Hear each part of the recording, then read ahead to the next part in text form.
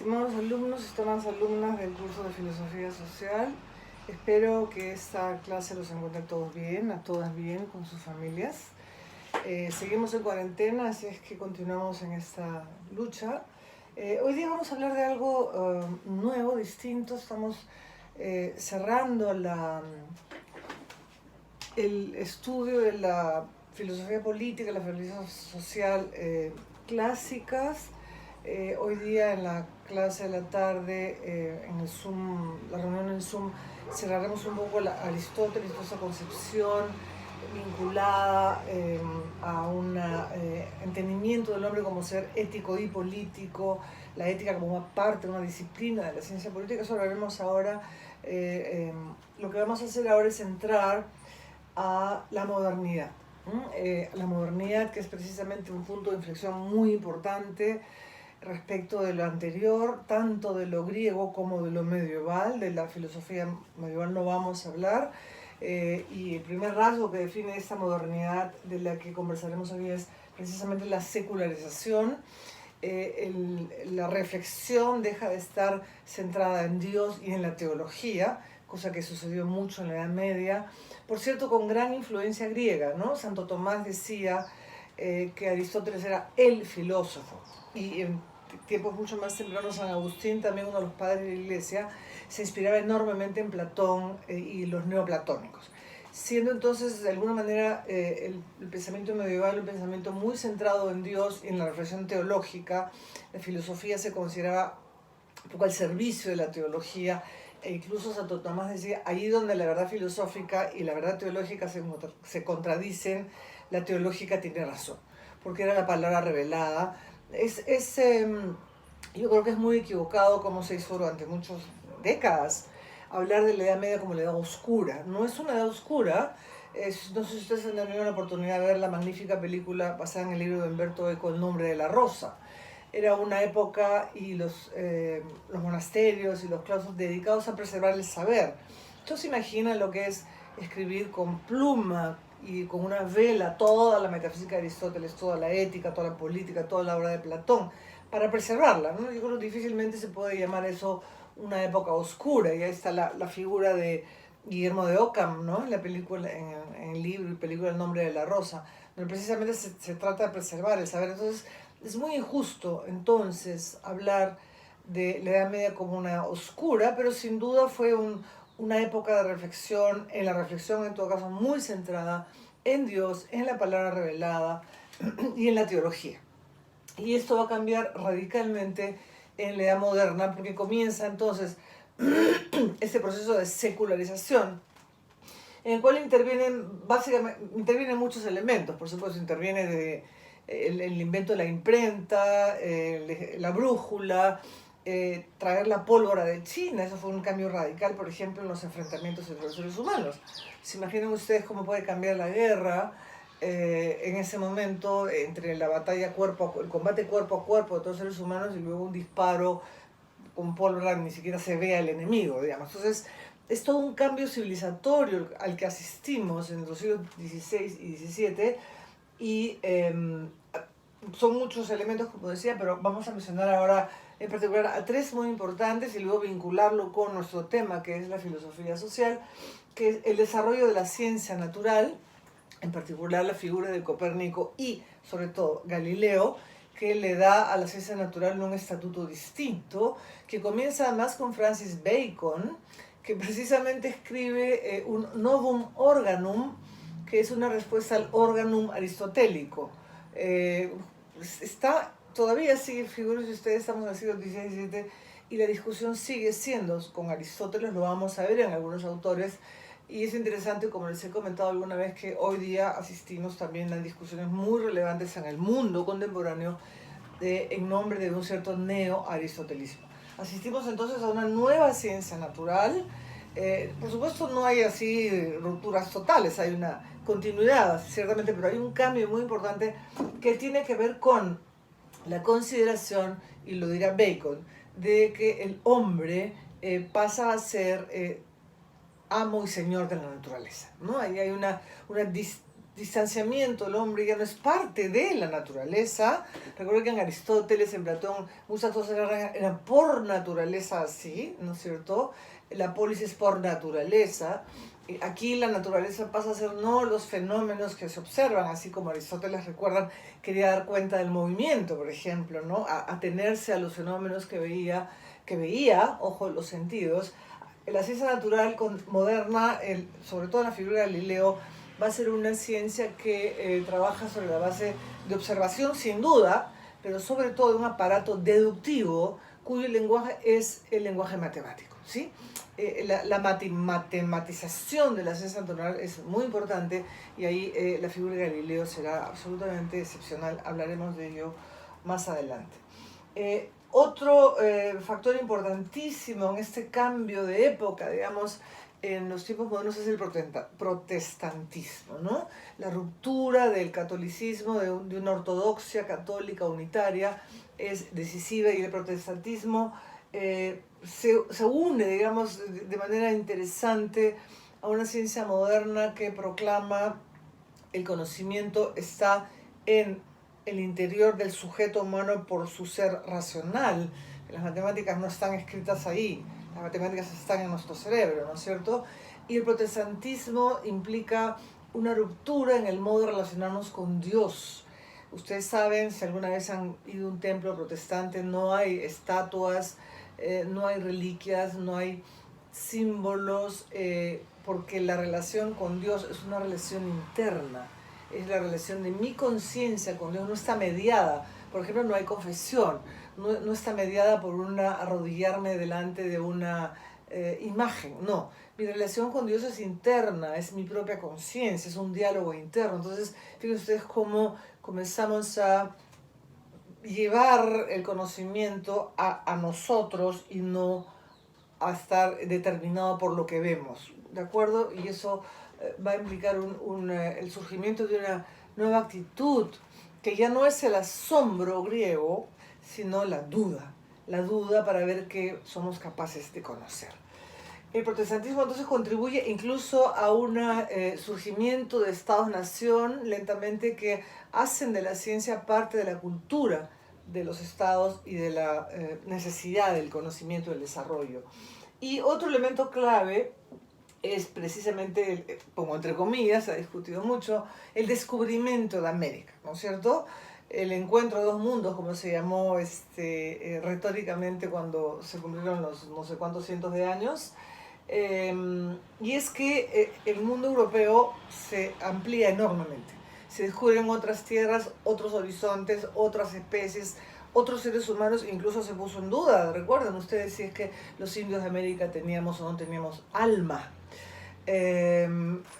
Entonces el mundo realmente cambia, se descubren océanos y el europeo se da cuenta que el mundo es mucho más grande que ellos, aunque creo que les ha costado su buen tiempo convencerse, porque claro, fueron grandes imperios finalmente, ¿no?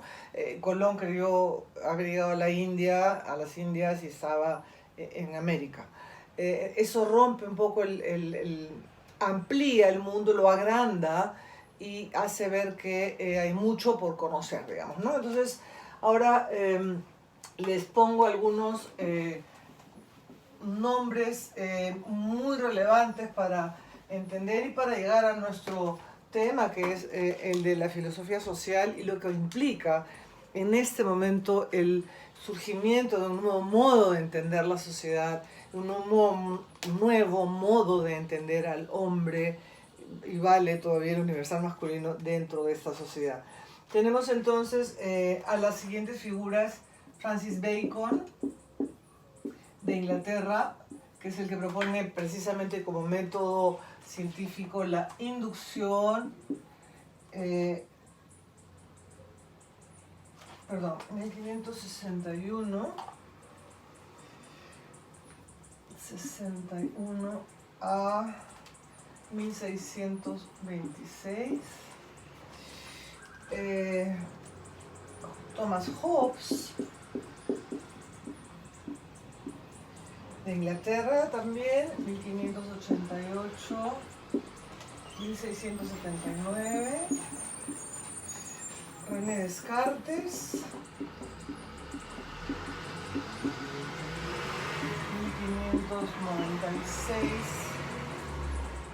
1650. En realidad debería estar antes.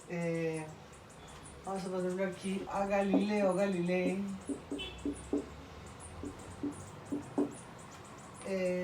1564,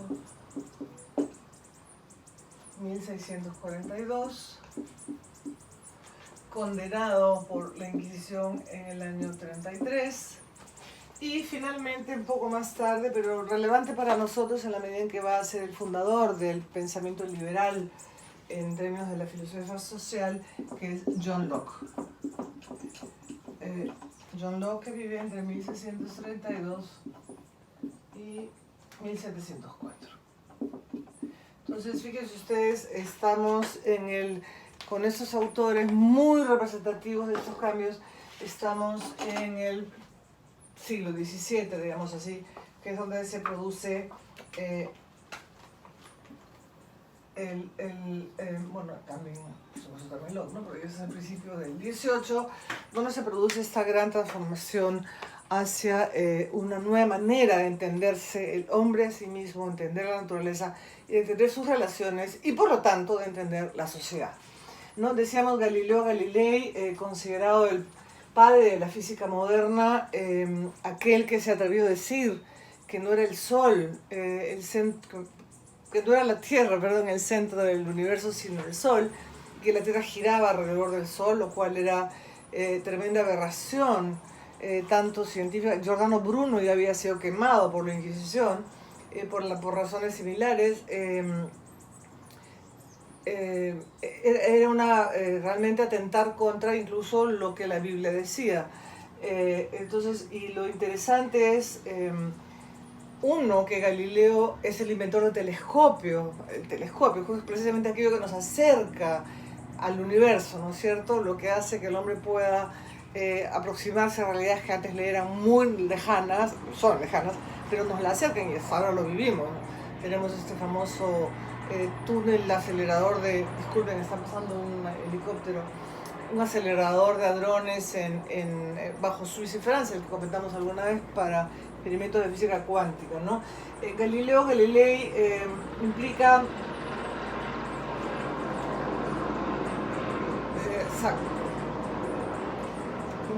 que no sea la Tierra, sino el Sol el centro del universo, y además propone una primera formulación de la ley de la inercia, que es interesante porque es postular algo que no existe para demostrar cómo caen los cuerpos, ¿no?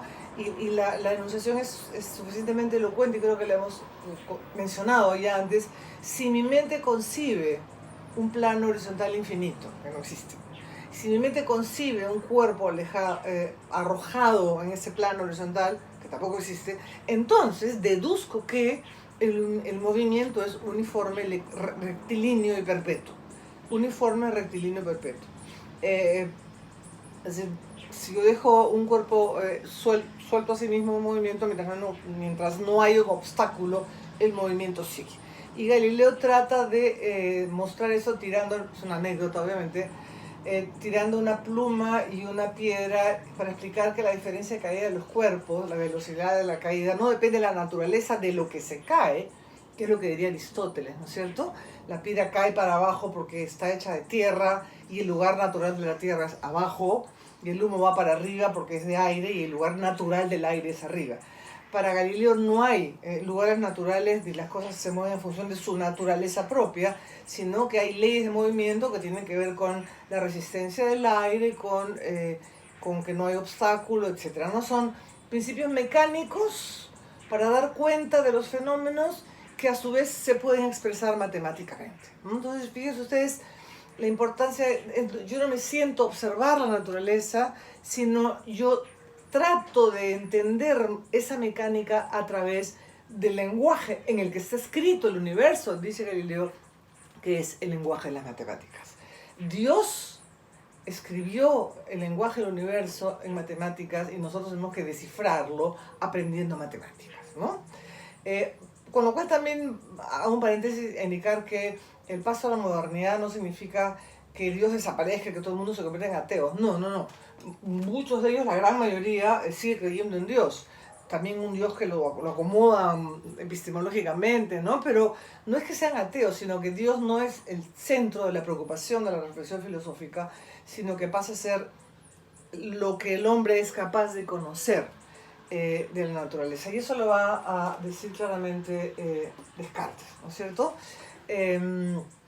Y todos estos personajes se relacionan entre sí, eso es lo curioso de cómo confluye un nuevo modo de ver el mundo y de verse el hombre a sí mismo y de ver la sociedad.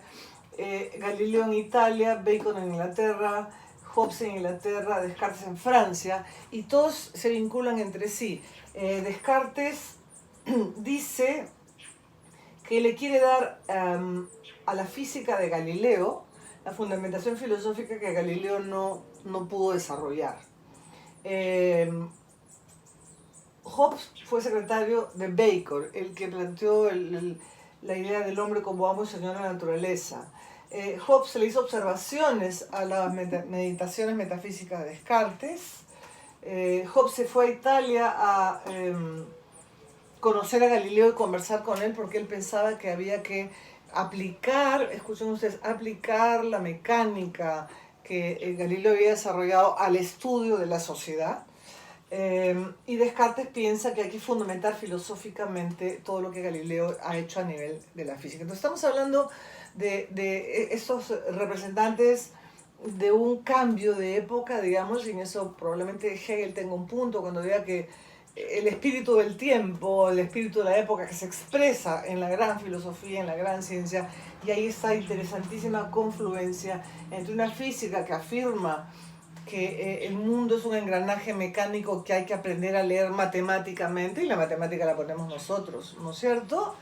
Y un Bacon que declara que el hombre es amo y señor de la naturaleza, y que a eso hay que dedicar la ciencia, y que eso traerá el progreso, y que la ciencia es un conocimiento que se acumula y progresa, y un Descartes que nos viene a decir que vamos a buscar el fundamento primero de la verdad, de toda verdad posible, en el sujeto mismo, ¿no?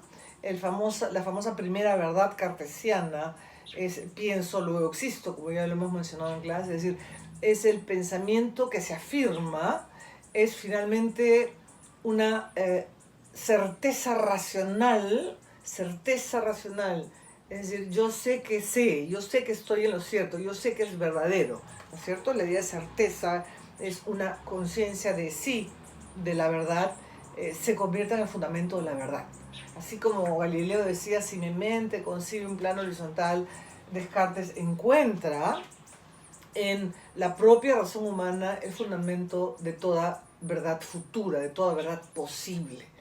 Y vamos a ver metafóricamente cómo aquí, con Descartes, que es considerado en muchos intérpretes como el padre de la filosofía moderna, la metafísica que vimos, recuerdan ustedes en Aristóteles, como la ciencia suprema, que busca comprender las primeras causas y los primeros principios de todo lo que es.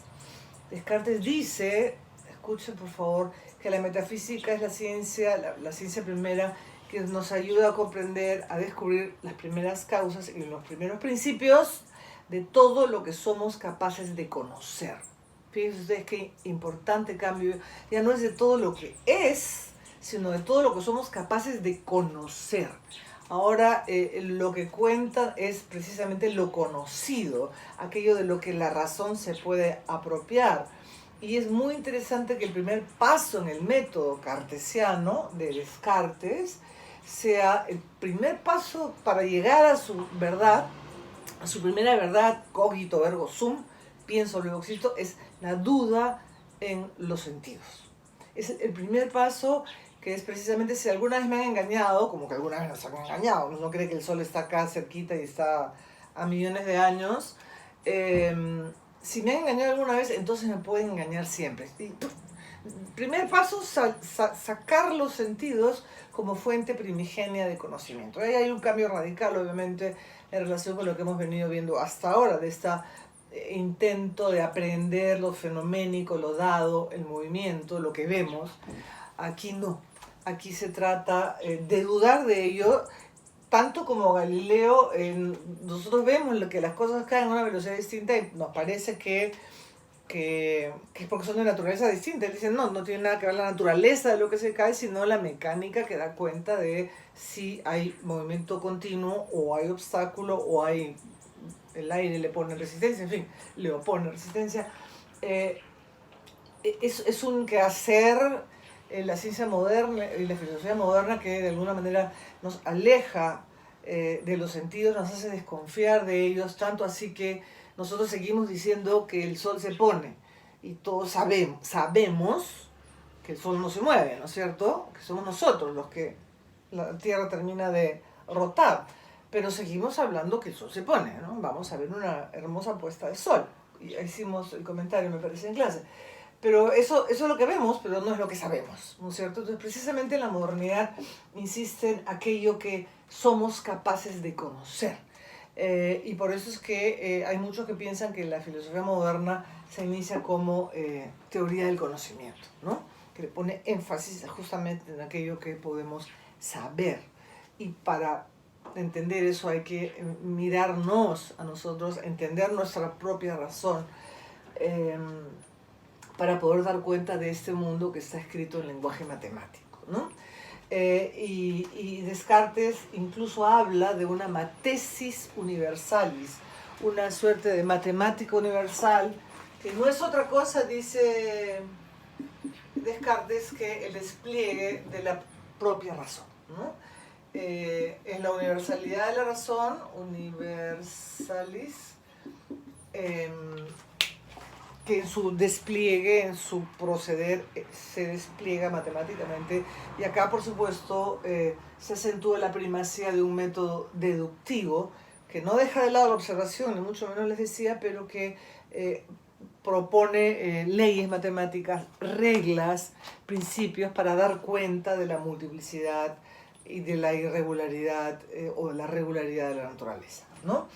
Es interesante que en este contexto obviamente surge la noción de progreso científico, progreso del conocimiento.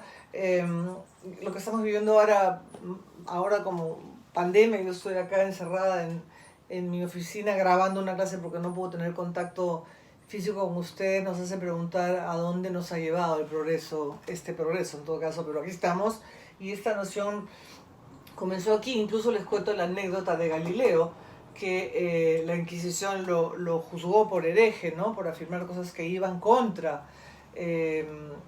la palabra de la Biblia, digamos así, y lo juzga la Inquisición y le piden retractarse de lo dicho, de lo escrito.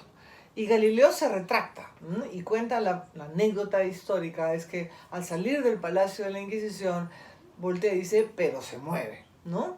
Ustedes pueden hacer que yo me retracte, pero la Tierra se va a seguir moviendo, y es una manera de decir, la ciencia va a seguir progresando y van a haber otros que van a venir a demostrar que en efecto la Tierra se mueve, ¿no? Entonces hay esta idea de un conocimiento que se va acumulando, que progresa, es también muy propio de esta modernidad, donde no deja obviamente de haber enfrentamientos y críticas, porque al racionalismo cartesiano, o sea, de Descartes, le viene como respuesta un empirismo que hace de los sentidos el inicio del conocimiento para responderle, digamos, ¿no?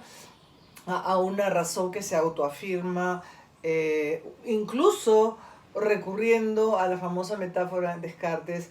Bueno, pienso, luego existo, luego yo soy, y me quedo ahí atracado, como salgo al mundo, como aplico ese criterio de verdad que obtengo, que es la famosa claridad y distinción, ¿no? Lo claro y distinto es verdadero, porque el principio primero es claro y distinto. Para poder salir al mundo, Descartes dice, ¿y si hay un genio maligno que me engaña todo el tiempo? Y eso lo lleva a la demostración de un Dios bueno, que no engaña y que permite entonces que el conocimiento se desarrolle. ¿Se dan cuenta? Dios sigue ahí, pero en este caso como garantía de conocimiento, como garantía epistemológica. Es interesante, como, y siendo ciertamente Descartes creyente, ¿no?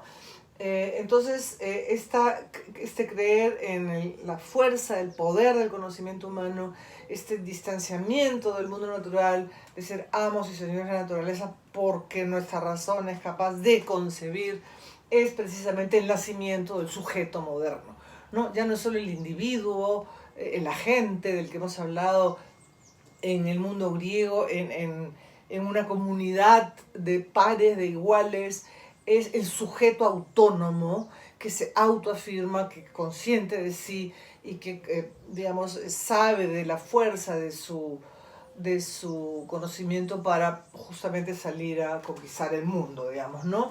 Eh, Hablaré brevemente de Hobbes, sobre eso versará nuestra próxima reunión en el Zoom, digamos. Quería graficarles lo que decía de Descartes, ¿no? En el sentido de la modernidad. El árbol del conocimiento, dice Descartes, tiene en su raíz la metafísica, que es precisamente la raíz de todo conocimiento, ¿no? Metafísica. El tronco del árbol de la ciencia es la física, justamente, ¿sí? Y en las ramas del árbol están las diversas ciencias, la medicina, muy importante para Descartes, para conocer el cuerpo humano, precisamente, que distingue mucho del espíritu, de la mente, la medicina, la moral y la mecánica, ¿no? Entonces les decía que aquí se trata de fundamentos de lo que somos capaces de conocer. Y fíjense qué interesante, Descartes nunca escribió un tratado de moral más que una moral provisional, porque hay que seguir viviendo, digamos, no podemos paralizarnos hasta inventar una nueva moral, una nueva manera de vivir juntos.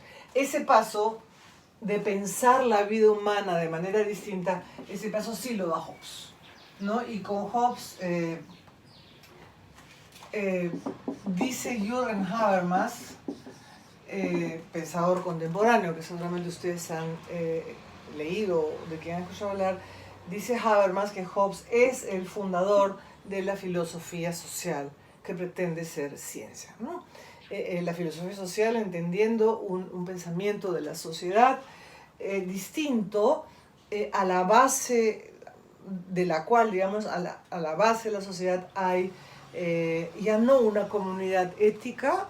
El punto de partida, la comprensión de Hobbes es un estado de naturaleza que es un estado de guerra de todos contra todos, ¿sí? Y donde lo que marca la pauta es el miedo a la muerte violenta en manos de otros. La famosa frase hobbesiana de el hombre es el lobo para el hombre, ¿no? O homo homini lupus, y que algún intérprete dice que en realidad hasta los lobos tienen en sus manadas solidaridades, que en verdad debería ser homo homini homo, ¿no? El hombre como lo peor para el hombre.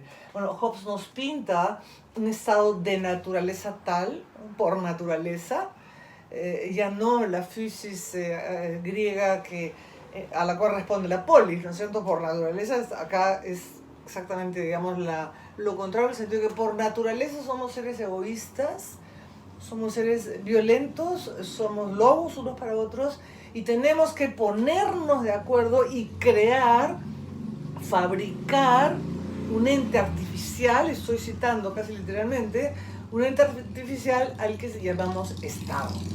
El Estado, entonces, el famoso Leviatán, el texto que les he puesto en esta semana, el famoso Leviatán es precisamente el Estado creado artificialmente por el ser humano para poder vivir en paz. Entonces tenemos una comprensión de la sociedad y de la política basada en un individuo y en un individuo que tiene miedo. Y el miedo es un fenómeno de conciencia. Nosotros estamos otra vez en el plano de un sujeto que se mira a sí mismo, aquí ya no para dar cuenta del movimiento de la naturaleza o de la verdad del conocimiento, como Descartes, sino para dar cuenta de la sociedad, de la política y de la moral. Porque la moral va a ser consecuencia de la ley que inventamos para poder vivir en paz. Entonces, lo moral consistirá en obedecer al Leviatán, a ese estado que nosotros mismos creamos artificialmente, producimos. Fíjense el cambio de lenguaje para poder vivir en paz. Esas son las bases del pensamiento moderno y el nacimiento en Hobbes de la filosofía social moderna que seguiremos estudiando en estas próximas semanas. Muchísimas gracias por su atención.